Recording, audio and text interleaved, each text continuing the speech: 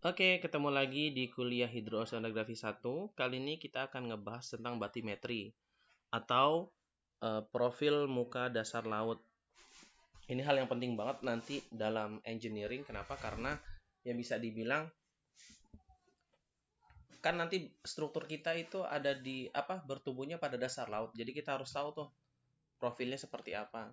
Nanti juga kalau di engineering misalnya ada buat pengerukan itu harus diketahui kenapa ya, jadi ketahuan berapa yang harus dikeruk, berapa keluar biayanya, berapa waktunya, berapa manpower dan segala macam. Nah, oke, sebelum kita ke sana saya mau cerita dulu tentang teori pembentukan lautan. Jadi sebenarnya lebih tepatnya bukan teori pembentukan lautan tapi teori pembentukan dunia saat ini lebih ke pelajaran geologis, tapi kita singgung sedikit sini. Kenapa? Ya karena nanti nyambung sama kita. Ada beberapa hal yang terkait dengan uh, hidrooceanografi. Gambar ini nih gambar namanya Pak Alfred Wagner. Alfred Wagner ini salah satu ilmuwan yang menemukan teori tentang namanya continental drift. Yang menariknya,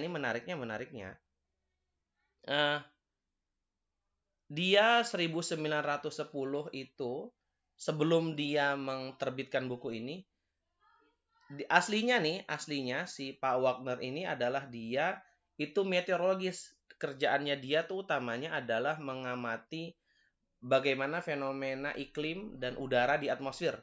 Nah, tapi 1910 dia ngeliat tuh peta dunia. Waktu itu peta dunianya udah seperti peta dunia sekarang ya. Ternyata kalau kita lihat nih, coba teman-teman deh ambil eh kan pada di HP atau di laptop, googling peta dunia.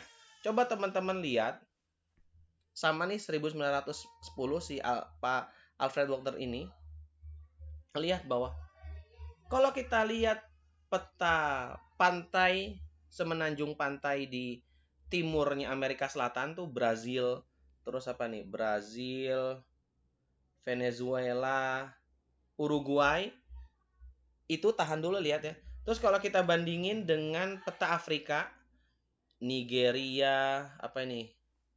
Ghana, Angola, Namibia, itu secara sepintas itu kalau dilihat peta pantai timurnya si Amerika Selatan dengan peta pantai baratnya Afrika, itu kalau disatuin itu ternyata nyambung.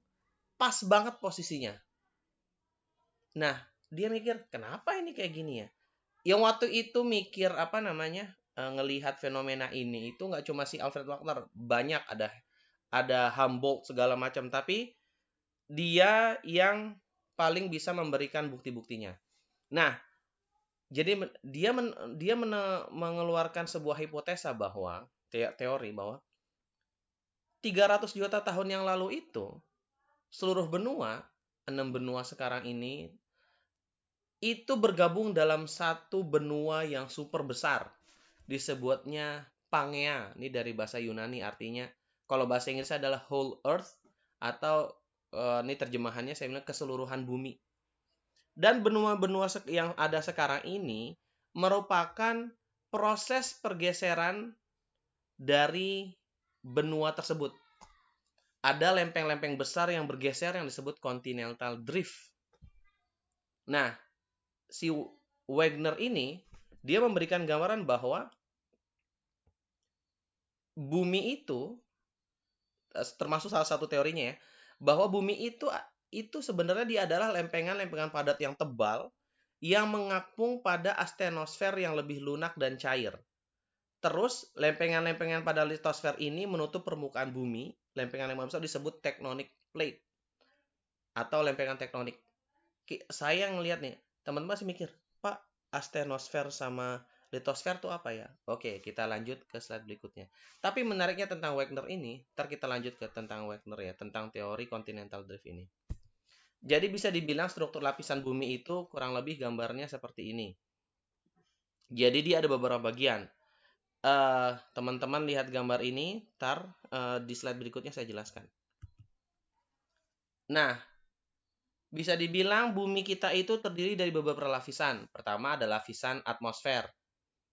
Lapisan udara yang menyelimuti bumi, utamanya terdiri atas nitrogen, nih 78%, 20%, hampir 23%-nya adalah oksigen. Sisanya adalah gas-gas yang lain, argon, helium, dan lain-lainnya deh.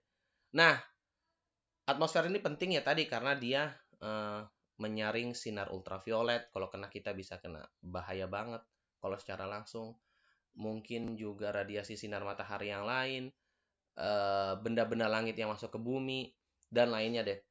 Habis atmosfer ada berikutnya ada litosfer yang tadi dijelaskan. Litosfer itu ada lapisan keras yang tebalnya 200 sampai 300 km. Tebal banget nih. Lapisan ini ada dua. Yang pertama disebut continental crust, lempeng benua, atau lapisan yang ada di dasar laut disebut oceanic crust, lempeng samudra. Terus ada lapisan berikutnya yaitu astenosfer. Dia ini berada di bawah lapisan litosfer dengan sifat yang lentur. Lentur tuh lebih tepatnya kental, dia cair tapi kental gitu.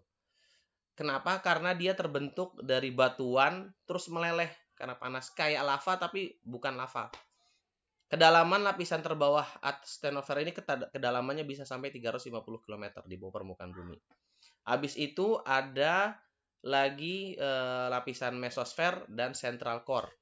Oke. Jadi gini, ada tadi mana? Ada atmosfer, ada litosfer, ada atmosfer, ada mesosfer. Oke. Jadi nanti teman-teman ngeh bahwa oh maksudnya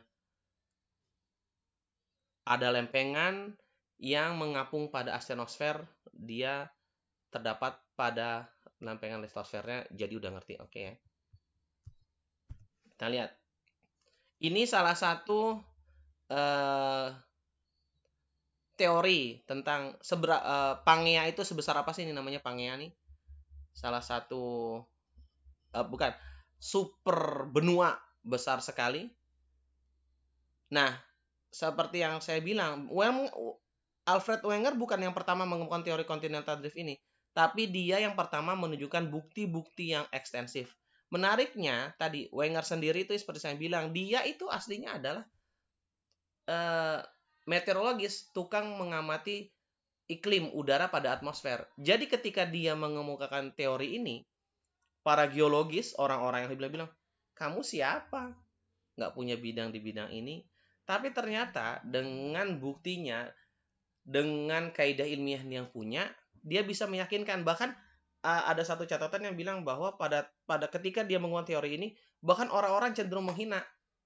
Cenderung ketika dia lagi presentasi malah biasa kalau kita tuh. Nah, yang mau saya tekankan adalah coba tulis di grup nih. Kalau teman-teman sedikit berimajinasi, kira-kira bukti-bukti seperti apa sih yang Wegner sampaikan sehingga dia bisa membuktikan bahwa teorinya ini benar. Coba share deh di grup nih. Kira-kira bukti-bukti seperti apa? Kalian sudah minimal sudah dapat pelajaran singkat di SMA deh. Coba teman-teman share. Seperti apa sih bukti-bukti yang mungkin Wenger persembahkan? Oke. Nah, sekarang kita lihat nih, bagaimana sih contoh perubahan dari Pangea ke dunia sekarang ini? Kita lihat. Ini dari satu Pangea, kita lihat terjadi beratus-ratus juta tahun yang lalu. Ini salah satu teorinya ya.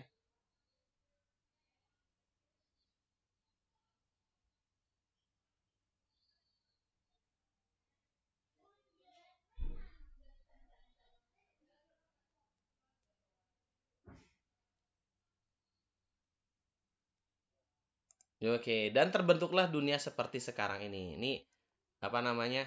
Menarik banget nih. Oke, kita lanjut lagi di slide berikutnya.